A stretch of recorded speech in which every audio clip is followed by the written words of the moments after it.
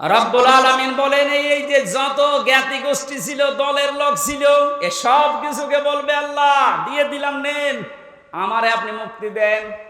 আল্লাহ বলেন এতটুকুই শেষ করেনি, ওমান ফিল আরদি জামিআ, ওর দুনিয়ায় যত সম্পদ ছিল সব ও দিতে চাই। সুম্মা ইউনজি, এরপরও বলবে আল্লাহ তুমি আমাকে বাঁচাও বাঁচাও বাঁচাও, এই আওয়াজটা হবে। তাফসিরে 3 বার আওয়াজ দেওয়ার পরে আল্লাহ বলেন কাল্লা, কখনো না, ইন্নাহা লাযা, ও নওগাঁবাসী, শুধু আর শোনার জন্য শুনছেন, আমি বলার জন্য বলছি তা না, এটা মিলান।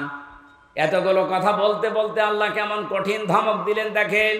ও তার নিজের সন্তান, স্ত্রী, বন্ধু বান্ধব, ভাই, দলের লোক, গোষ্ঠীর লোক, দুনিয়ার সব সম্পদ দিতে রাজি আছে, যে শুধু মুক্তিপণ হিসাবে দিলাম, আমাকে মুক্তি দেন।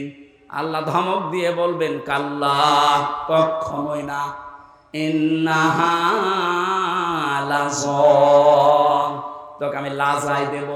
এখানে একটা শিক্ষা পাবেন, শুনতেছেন? শিক্ষাটা কি? ইন্নাহা লাযা, তোকে আমি লাজাই দেব। লাজা কি? জাহান্নামের একটা দরজার নাম। যে 7টা দরজা আল্লাহ বানিয়েছেন জাহান্নামের, হুতামা, হাবিয়া, জাহিম, জাহান্নাম, সাকার, এই যে লাজা, এটা একটা ভয়ঙ্কর দরজা। আল্লাহ বলেন নাজ্জাআতাল লিশ-শাবা, এ দরজা দিয়ে প্রবেশ করার সঙ্গে সঙ্গে মানুষের চামড়া খসে পড়ে যাবে। ওয়াজ বাড়ি নিয়ে যাওয়া নাই, এখানে পর্যন্ত রাখেন। বলেন তো এরকম কি ঘর দুনিয়ায় আছে যেখানে গেলে আগে চামড়া খসে যায়? আমি এখনো পাইনি। মাটির নিচে যতগুলো ঘর দেখেছিলাম, হ্যাঁ শাস্তি আছে, কিন্তু ঢোকালেই চামড়া খসে যায়, আমি পাইনি, দেখিও নি। আল্লাহ এমন ঘরের পরিচয় দিচ্ছেন লাজা, এখানে গেলে আগে চামড়া খুলে যায়। তাহলে ঘরটা ভয়ঙ্কর। কথা বলে না কেন? এ পৃথিবীর জমিনের সবচাইতে ভয়ঙ্কর ঘরের নাম হচ্ছে আয়না ঘর। কথা বলে না কেন? আর আল্লাহ বলেন লাজা এত ভয়ঙ্কর, এখানে গেলে আগে চামড়া খসে পুরা চামড়াহীন হয়ে যাবে। নাজ্জাআতাল লিশ-শাবা, কাদেরকে ঘরের ভেতরে দেব? চামড়া খসাতে জানো। দেখেন তো আপনার মেলে কিনা। আল্লাহ রাব্বুল আলামিন এর পরে জানিয়েছেন ওয়াতুনযিরা ইয়াউমাল জামিঈ লা রাইবা ফীহি ফারিকুম ফিল জান্নাতি ওয়া ফারিকুম ফিস সাঈর। এখানে 2টা তথ্য আছে। এতদিন একটা ভ্রান্ত ধারণায় ছিলেন, আশা করছি ওটা মিটবে, বিশেষ করে আলেমরা। আপনারা আছেন তো? অতুনযিরা, ভয় দেখাও, ইয়াউমাল জামিঈ লা রাইবা ফীহি, ওই দিন সম্পর্কে ভয় দেখাও মানুষদেরকে, যেই দিনের কোনো সন্দেহ নেই। আর আমরা সবাই এখন থেকে জানছি ওই দিনের নাম কিয়ামতের দিন। কোন দিন? এমন একটা ভয়াবহ আল্লাহ পাক তৈরি করেছেন কিয়ামতের এই দিনটাকে। রব্বুল আলামিন বলেন ওয়ালা ইয়াসালু হামিমুন হামিমা, সেই দিন বন্ধু বন্ধুর সামনে প্রশ্ন করবে। ইউবাসসারুনাহুম, তাদেরকে যখন দৃষ্টিগোচর করা হবে এর সামনে ওকে, এই সামনাসামনি যখন মানুষ আসবে, লাউ ইফতাদি মিন আযাবি ইয়াউমিযিন বিবানি, আল্লাহর কাছে নিজের সন্তান পর্যন্ত দিয়ে বলবে আল্লাহ এটা আমি দিয়ে দিলাম, আমারে মুক্তি দাও।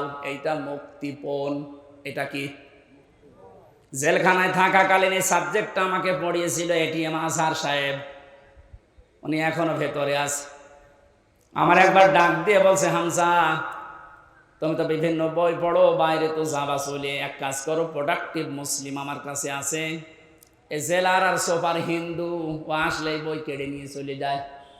তোমার দ্বারা যেহেতু প্রচার হবে জাতির ভেতরে, বইটা নিয়ে যাও, এই যে এই চ্যাপ্টারগুলো পড়ে মানুষকে শোনাবা। তার ভেতরে মুক্তিপণ এইটা ছিল। ওটা যখন পড়ছিলাম আমার মনে হচ্ছে কিয়ামত আমার সামনে আল্লাহ তুলে ধরেছে।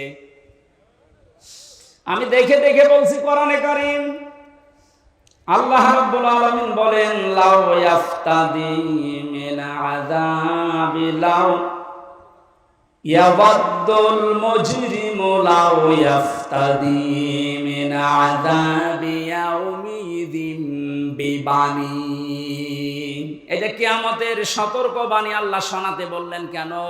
কারণ এই ময়দানে মুক্তিপণ হিসাবে মানুষ তার সন্তানকে দিতে চাইবে। আয়াতটা পড়ার পরে আমার ওই ছোট মেয়েটার কথা মনে হচ্ছিল। ওরা আমি 7-8 মাস রেখে এসেছিলাম, এখন বয়স প্রায় 4 বছর।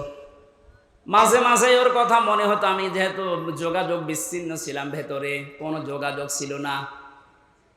ফাঁসির কন্ডেম সেলের ভেতরে 24 ঘন্টা তালা লাগানো, এদিকে 2.5 হাত, এদিকে 3.5 হাত, 24 ঘন্টা মনে হতো জিন্দা কবরে বসে আছি। যখন এই বইটা পেয়ে আয়াতটা মিলাচ্ছিলাম, আল্লাহ কিয়ামতে কি এমন তৈরি করবা যে আমার ওই ফারিহাকেও তোমারে আমার দিয়ে দেওয়া লাগবে, যে আল্লাহ মুক্তিপণ দিলাম। না, এটা আমার বিশ্বাস হচ্ছে না। কি এমন ঝালঝালা অবস্থা পয়দা হবে, আপনি নিজের সাথে এবার মিলান তো।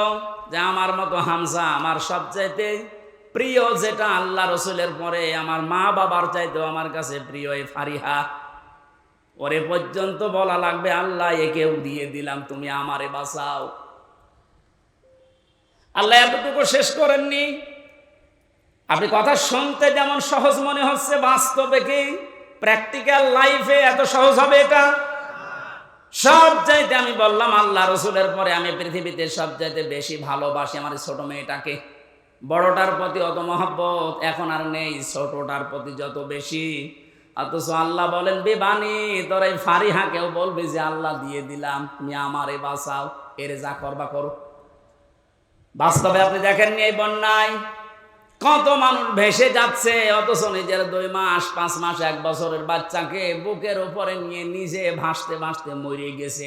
বাচ্চা বেশি আছে, এই কথা বলছেন কেন? এত বড় কঠিন বন্যায় নিজের জীবন দিয়ে দিলেও তাও বাচ্চাকে বাঁচিয়ে রেখেছে তক্তা হয়ে। আর আল্লাহ বলেন, না এমন অবস্থা করবো তোর ওই ফারিহাকে বলবে আল্লাহ তুমি তাড়াতাড়ি এরে নাও, আমারে বাঁচাও। অসাহিবাতিহি ওয়া আখি, সাহেব শব্দের 2টা অর্থ হয়, 1 নম্বরে স্ত্রী, 2 নম্বরে বন্ধু বান্ধব। ওয়া আখিহি, এবং তার ভাই। এই ভাই মানে শুধু আপন ভাই না, এ ভাই মানে দলীয় ভাই আছে। দলীয় ভাই দেশে নেই? এক কথা বলেন না কেন? বড় ভাই আছে, মেজ ভাই আছে, ছোট ভাই আছে। ঘর বানাতে যাবেন, একদল এসে বলবে বড় ভাই পাঠিয়েছে। না, এই রাজশাহী এর নওগাঁ এসব নেই? আমার কোস্টিয়াম এটা ছিল, আমি যখন বাড়ি আরম্ভ করছিলাম ওই 19 সালে, একদল এসে বলছে বড় ভাই পাঠিয়েছে, মিষ্টি খেতে দেন, দিলাম। কিছুদিন পরে এসে বলছে ছোট ভাই পাঠিয়েছে, মিষ্টি খেতে দেন। ভাই কত তোমাদের? আল্লাহ বলেন, কিয়ামতের ওই কঠিন দিনে যেটা সম্পর্কে সতর্ক করতে বলছি নবী, ওই দিন সে তার এই ভাইকে পর্যন্ত যত রকমের ভাই বলবে আল্লাহ দিয়ে দিলাম, এদেরকে নেন, আমারে বাঁচান। ওয়াফাসিলাতিহিল্লাতি তুবি, তার নিজের জ্ঞাতি গোষ্ঠী, দলীয় লোক সব দিতে চাইবে। আজ বাংলাদেশের এই ছোট্ট বিপদে অনেকেই দেখেন মুখ খুলে সব দিতে রাজি হয়ে যাচ্ছে। কালকে একজনকে শুধু ডিম দেয়নি, শুধু ডিম দেখিয়েছে, তাইও বলছে আমার যা আছে সব নিয়ে যান, ডিম দেবেন না।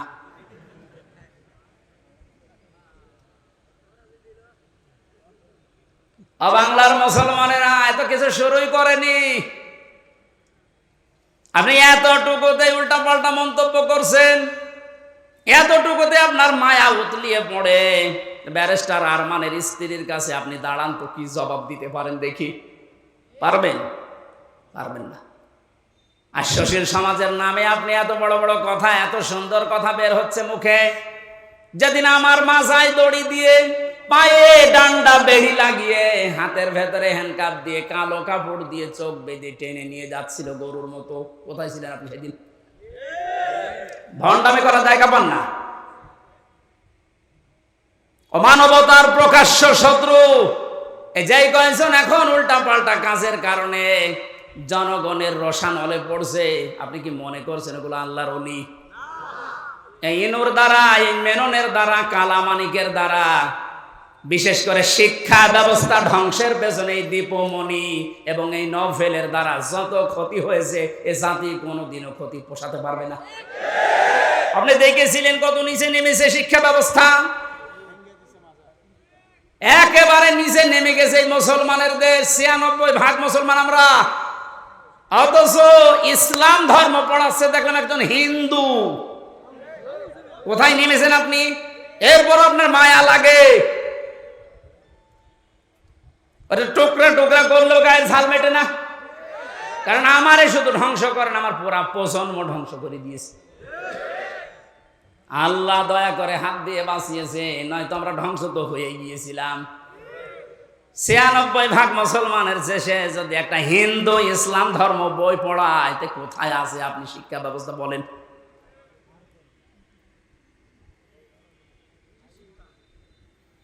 একটু শুধু ওপর দিয়ে একটু ডিম মারে, এই আপনার সহ্য হয় না। আর আমার মাথায় দড়ি দিয়ে যে ছাগলের মতো টেনে নিয়ে গেল, তখন আপনার সহ্য হলো কি করে?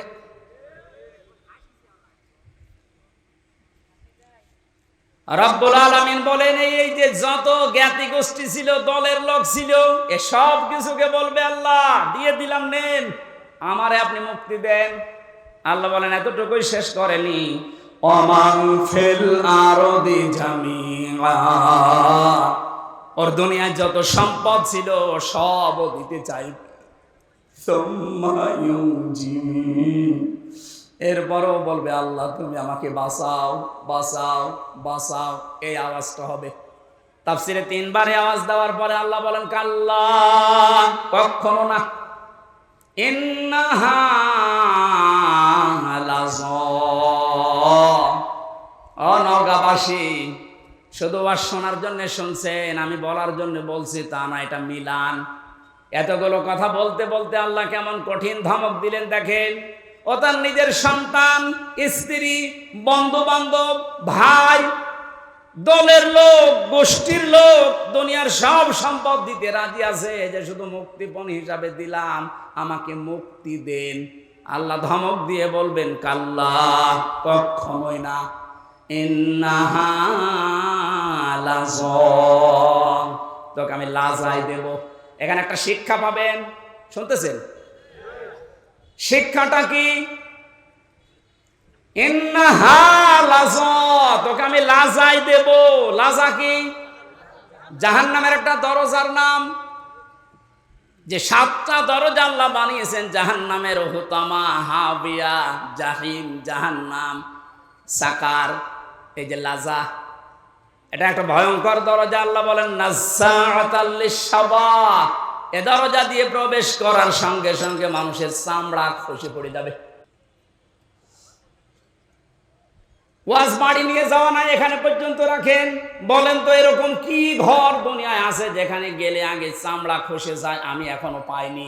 মাটির নিচে যতগুলো ঘর দেখেছিলাম, হ্যাঁ শাস্তি আছে, কিন্তু ঢোকালেই চামড়া খসে যায়, আমি পাইনি, দেখিও নি।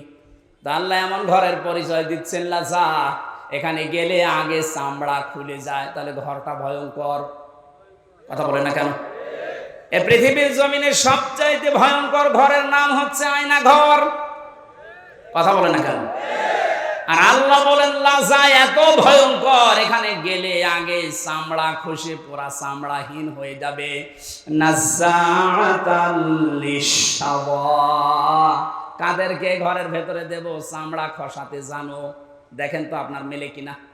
তাদউ মান আদবারা ওয়া তাওয়াল্লা, এই ঘরের দরজা নাম ধরে ধরে তাদেরকে শুধু ডাকতে থাকবে যারা ইসলামের কথা শোনার পরে, সঠিক কথাগুলো শোনার পরে মুখ ফিরিয়ে নিত, অ্যাবাউট টান করে অহংকার করে চলে যেত। আমার মনে হয় বাংলাদেশে এখন এই চরিত্রের মানুষ আছে। চোখে আঙ্গুল দিয়ে দেখিয়ে দে যে এটা সঠিক পথ, কোরআনের পথ, আল্লাহর নাম নিয়ে বলা হয়, রসুলের হাদিস দিয়ে বলা হয়, এরপরও অ্যাবাউট টান করে মুখ ফিরিয়ে অহংকার করে চলে যাচ্ছেন। এর পরবর্তী তো আরো খারাপ কথা দিয়েছেন আল্লাহ, ওয়া জামাআ ফাআওয়া, এই লাজা নামক জাহান্নাম তাদেরকে ডাকবে যে মানুষগুলো সম্পদ আদি শুধু জমা করেছিল, পঞ্জীবিত করেছিল আর মনে করেছিল এটা আমার কাছে থাকবে। এ জালেমরা যেটা মনে করেছিল।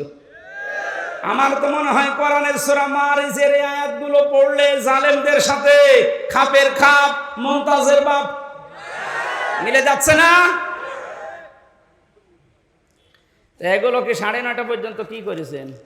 আমার আয়াত কেবল শুরু হচ্ছে আর এখন না আদায় করে না। এই জন্য তো মাহফিলে আমি আসতে চাই না। আদায় করা মাহফিলে নিয়ে আসবেন না, এগুলো আগে থেকে করে নেবেন। তাফসীর করতে লিখে দিয়েছেন, আমি তা যা শেষ করবো তো আয়াতগুলো, নাকি আগে ওইটা করে নেব? শেষ করে আপনি থাকবেন তো নাকি টাকা কথা তোলা কথা বললে অত চলে যাবেন। নেন 5-7 মিনিট না, 4 মিনিট সময় দিলাম, 4 মিনিট। যারা যাচ্ছে যা আছে সব আগে দিয়ে দেন, এরপরে শব্দে যাবো আবার, তাড়াতাড়ি করেন। আরে হোসাইন কই গো, হোসাইন কই? কালেকশনে মাহফিল নিয়েছে, ও কালেকশন করতে পারে না? এটা তো আমি জানি না, তো আমার জোর করে চাপিয়ে দিলে হবে?